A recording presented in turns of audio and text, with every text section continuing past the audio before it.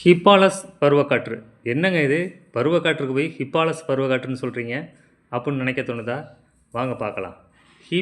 கிபி முதல் நூற்றாண்டில் ஹிப்பாலஸ் என்னும் பெயர் கொண்ட கிரேக்க மாலுமி பருவக்காற்றின் உதவியினால், இந்த பருவக்காற்று வீசுகிறப்போ அந்த காற்றின் உதவினால் நடுக்கடல் வழியாக முசிறி துறைமுகத்துக்கு நேரே விரைவில் பயணம் செய்யும் புதிய வழியை கண்டுபிடித்தார்.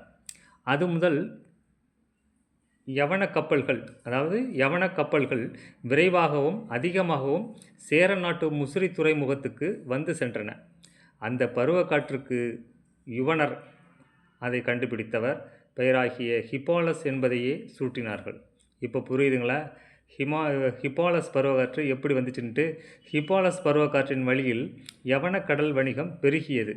அதனால் நம்ம நாட்டினுடைய பொருளாதார வளர்ச்சியும் அந்த காலகட்டத்தில் ரொம்ப வளர்ச்சியுற்று காணப்பட்டுச்சு. இந்த வீடியோ உங்களுக்கு பிடிச்சுன்னா லைக் பண்ணுங்கள், ஷேர் பண்ணுங்கள்.